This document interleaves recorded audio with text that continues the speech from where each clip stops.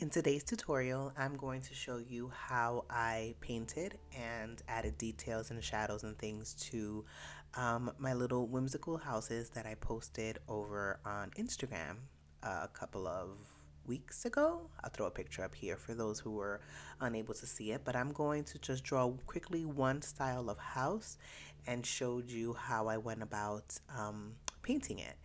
I'm actually not really going to talk about the sketching process, but I'm going to leave it up here so that you can see it. The actual sketch of the house really for me isn't the important part, and I made so many different styles, so you can apply the styles that we're going to be, the painting style and the painting techniques that we're going to be doing today to basically any style to give it that, whimsical feel to it. So enjoy the sketch. If you wanted to follow along, feel free to. I left the entire sketch in real time so that you can follow along and pause if, in fact, you want to sketch this actual house.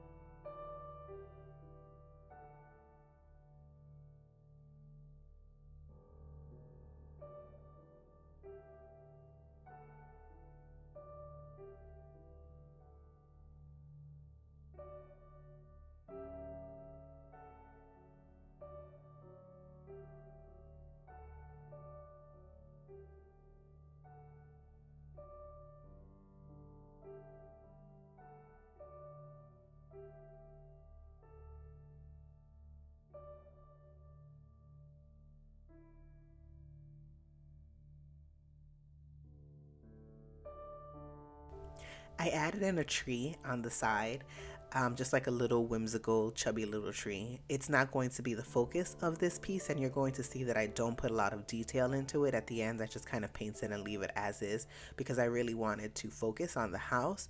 But as usual, it's really hard for me to leave empty space even when I am doing a tutorial. And since I didn't center the house when I originally sketched it, I ended up just adding in this tree to kind of fill space. But it's not going to be the focus, but it's there if you want to do your own tree as well. And it has a little snow cap.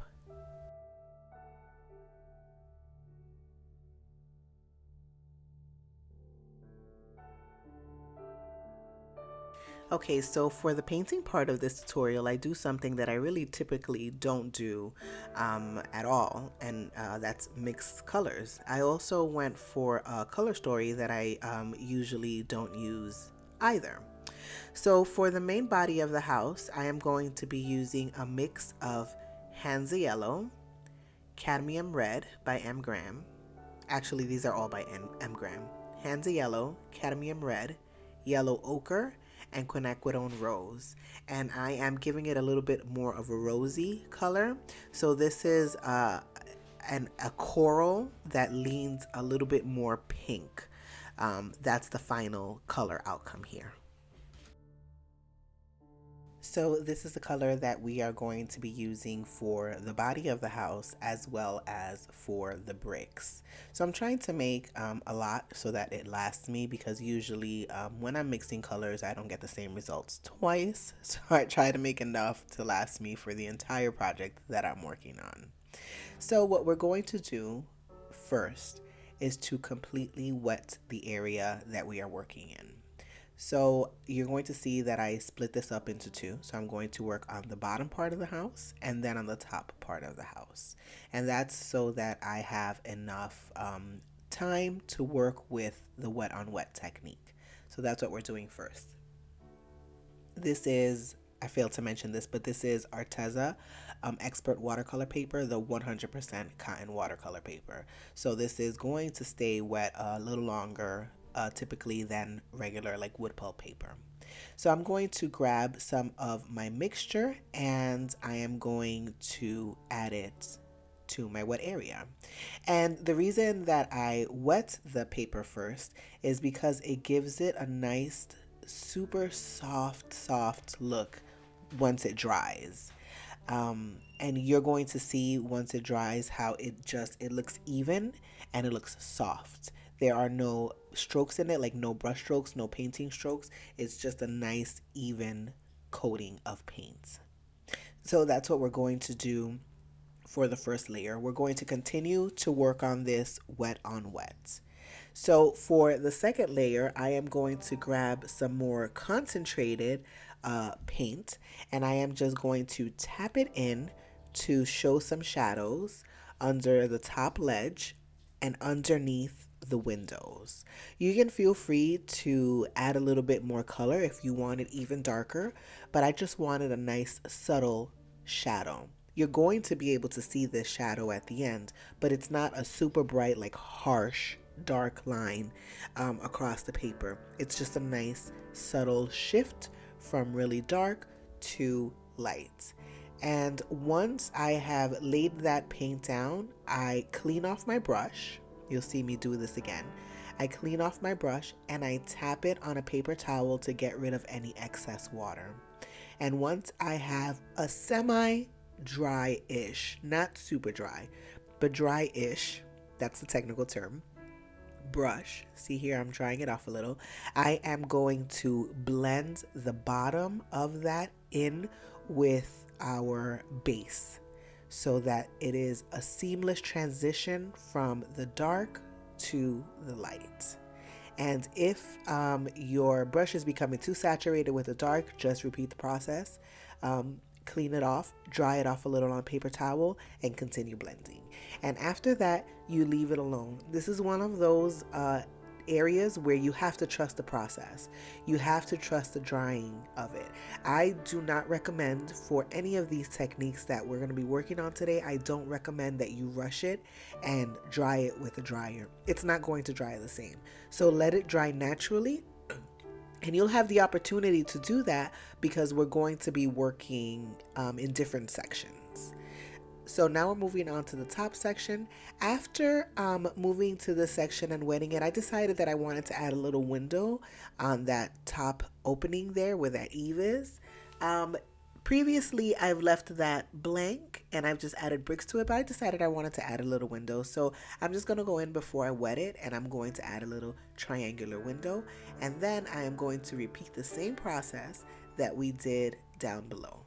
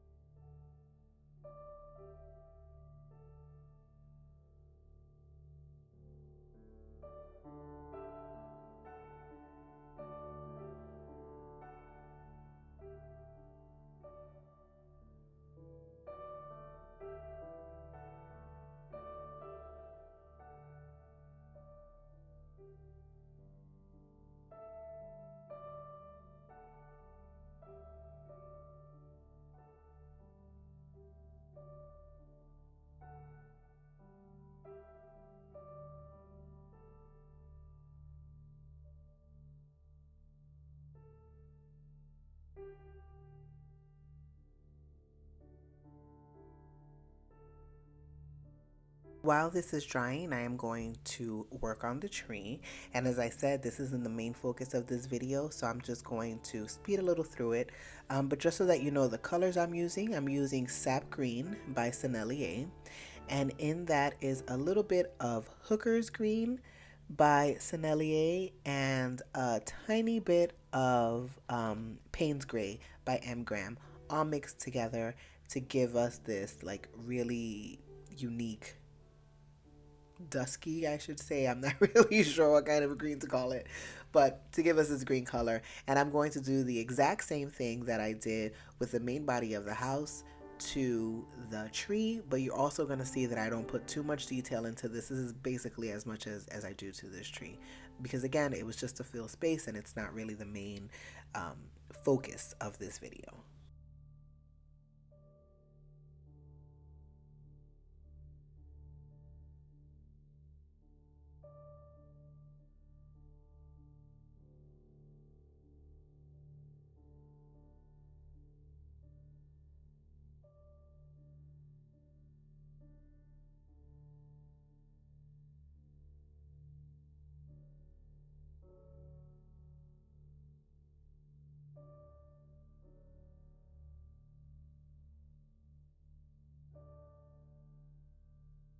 Next, we are going to be working on the roof and the woodwork of the house, including the window ledges, the window frame and the door frame. And for this, I'm going to be using a mixture of quinacridone rust by M. Graham, as well as raw umber by Sennelier. And this is just a little mix of the two, and the quinacridone rust is really to warm it up and brighten it up a bit so that it doesn't clash too much with the actual painting of the house.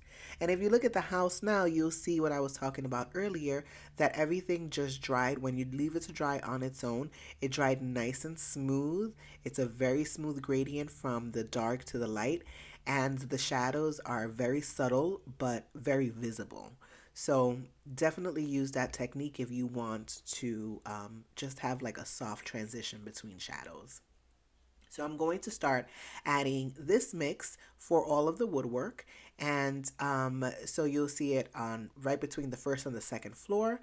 And then we're going to move on to the roof. So I cut out the part where I accidentally added it to where the snow is supposed to be. And you'll see my little mistake over on the right hand corner on the top. So just make sure that you leave the little snow caps alone. And because we're going to be adding a little hint of color to the snow caps in a little bit, but we are also painting the roof with this color. And again, make sure that you have made enough to cover all of the areas of the house. And yeah, so we're adding it to the roof. And again, for the roof, we are going to do the exact same shadow technique that we did for the house. So follow that as well.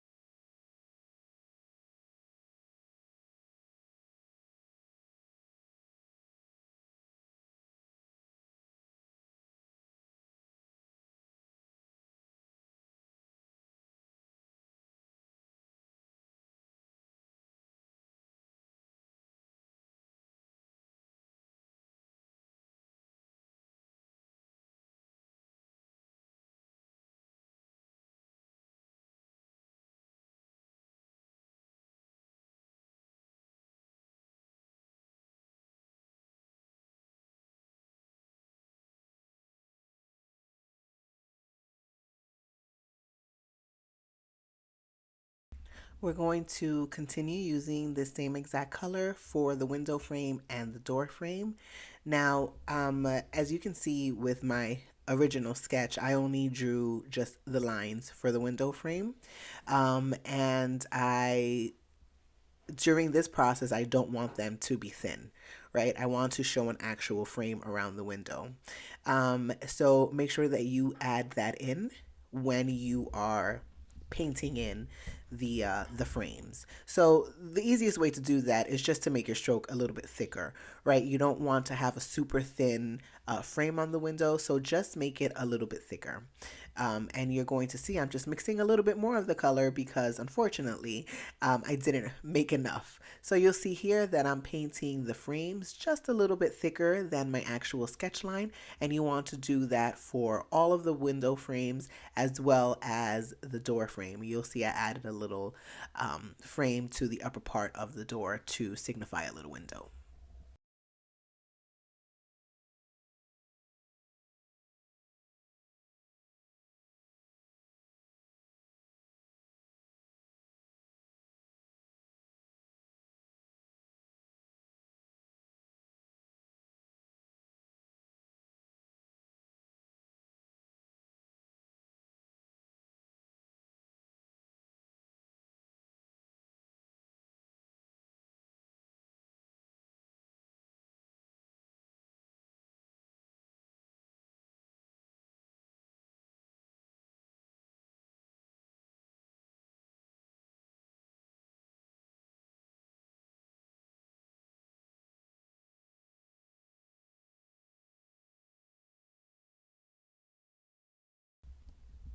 Now we're going to add a little bit of shadow to the snow. So we're not going to leave the snow completely stark white.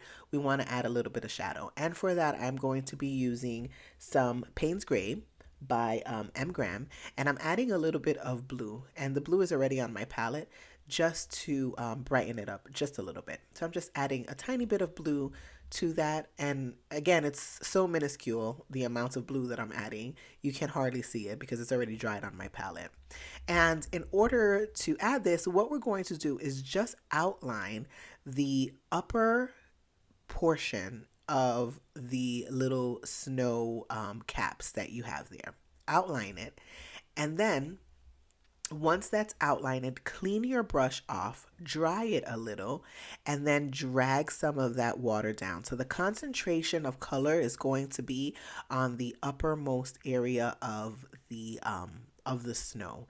And as you drag it down, you're just going to see the very tiniest hints of color.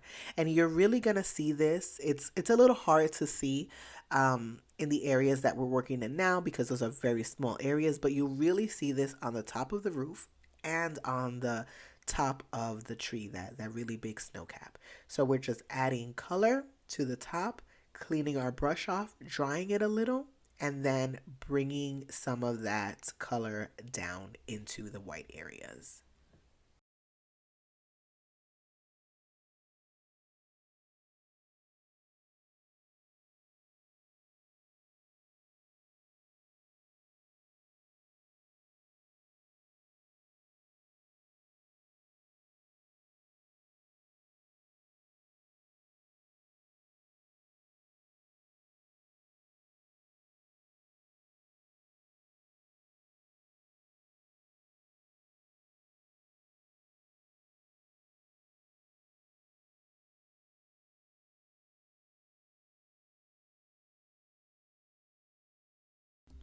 And before my little puddle dries, I'm going to take this time and I'm going to use the same mixture that we used for the wood to paint the trunk of the tree. Again, not a lot of details in this. I'm not going into too much detail with this tree. This right here is the extent of what I do to this tree. So it looks a little out of place after we add the detail to the house, but that's okay. Okay, now let's work on the windows. Since this is a daytime scene, we're going to paint the windows dark, right? You're not really going to be able to see too much light coming out of the window. So I'm going to use a lot of the blues that are already on my palette. So what I have here is a mix of Payne's Gray by M. Graham, some ultramarine blue by M. Graham, and some peacock blue by Magello Mission Gold. So, and I add in the Payne's Gray to give me a dark, duskier feel, but I really wanted a bright, vibrant blue with that leans a little darker and duskier, if that makes sense. I didn't want a very muted color. Okay, so to paint this, we are going to take our little mixture of blue and we're not going to add too much water. You don't want to have a huge puddle because this is a very small space. And you are going to paint the entire window pane in this color. If you broke your window up into 4 different panes like I did, paint all 4 before going back to add the shadows. So I am using an even smaller brush that I used before. This is actually a size 2 as a very small brush head. And I am using that to paint in the window panes. Now, it's okay if you don't get the same level of saturation for every window. You're going to see that some of my windows are a little bit lighter than other windows. And again, that's okay. When you're looking at a house from the outside, you're not looking at the same color variation for every single thing that you see. There are shadows, there are lights hitting the windows, there are reflections. So don't worry about trying to get the same consistency of color for every single window pane. You just don't want the base to be too dark because you want to be able to show the shadow, and the shadow is going to be quite a bit darker than the actual base color. So after I'm done with this 4th window pane, I'm going to go back up to the first one. And since this is a small area, it most likely has dried as long as there hasn't been a lot of water added to it. So I'm going to add a little angle of paint to the top and to the left. And I'm just going to do a little stroke of it. Then I'm going to clean my brush off, dry it a little, and just like we did with the snow, we're going to pull some of that paint into the rest of the piece. And that's going to allow it to have a nice little seamless blend. Okay, so even though the piece is not 100% completely, or even though it's dry-ish, it's not 100% completely dry, there's still a little bit of moisture in that piece, we are going to be able to pull that paint out just to give it a nice, seamless transition. Now, sometimes, and you'll see in just a little bit in the next set of windows that I do, I added a bit too much water, and that's very easily fixed by going in with a dry brush and sucking up that water. So if you add too much water when you're trying to blend that shadow in, just go in and dry your brush completely off. Place the tip of your brush into the piece, and here we go. I added too much water again, so I am just sucking up some of that water with a dry brush. So have a paper towel handy. And do this to all of the windows. Make sure that your shadows are all coming from the same side. So if you start your shadows on the left side as I did here, make sure that all of the windows have the shadows coming from the left side. It's going to be a little bit difficult with the window on top of the door because those are obviously going to have the shadows coming out from the top as well, but make sure that you're adding those shadows to the left side, okay? Keep all the shadows coming out from the same direction.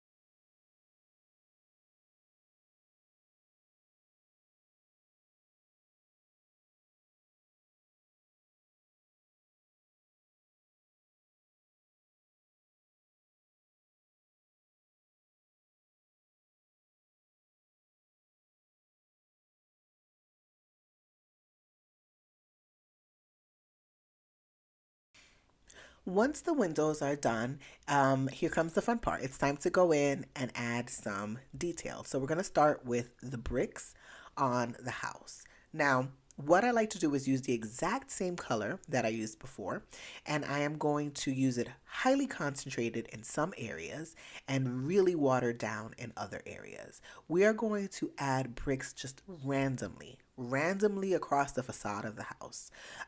There is literally no rhyme or reason to how I'm doing this. I'm just eyeballing it and filling in some spaces.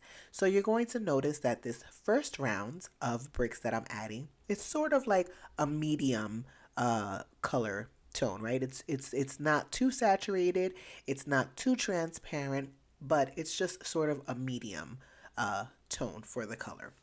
And then I'm going to go in with a lighter tone and then a darker tone, just kind of eyeballing it to see what's needed where. So for the lighter ones, as you can see here, all I'm doing is adding in more water. So add in more water to lighten it, and then go to the areas where there is not much water on your palette to have darker bricks added, and just add them all over the house.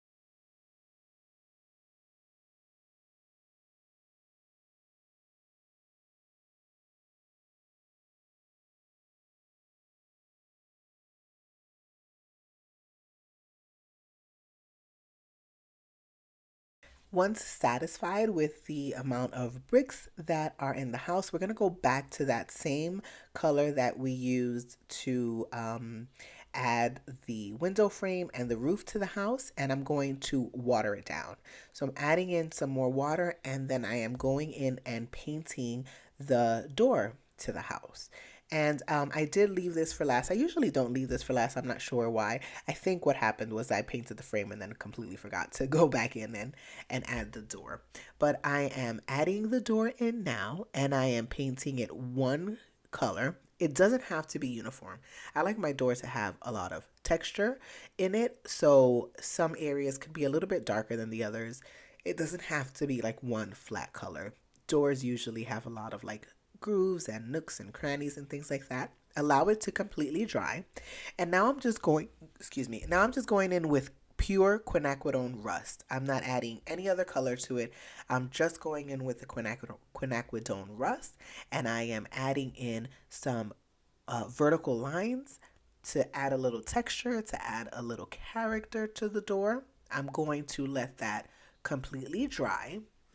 And for this, since this doesn't require any, smooth drying, I'm just going to go in and dry that really quickly. And then I'm going to add the shadows. So I'm going in again with the same quinacridone rust, and I am adding in the shadow on top of the door and on the left side of the door. And we are going to water that down just like we did with every other portion or every other shadow that we added. This one is going to be a little bit different because I am not going to be very precise when I am watering this down. There are going to be some areas that don't have any water. There are going to be some areas that don't have any color. And that's part of me trying to get some texture on this door. So you'll see the bottom has a little bit more color than the top. I'll go in and I'll add some strokes of color, like right here, I'm adding in some strokes of color. So just have fun with it, give your door some texture, and try not to make it completely flat. And then don't forget the door handle.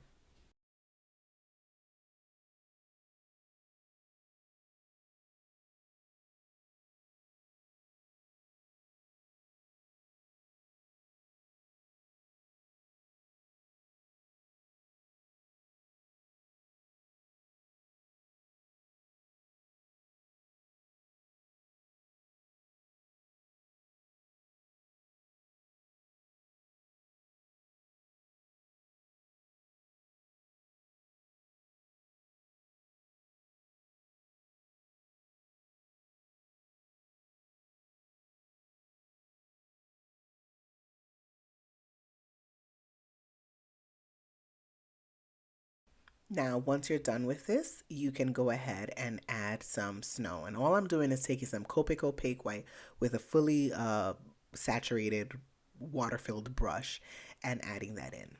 However, if you are not ready to be done, there are so many more details that you can add to this.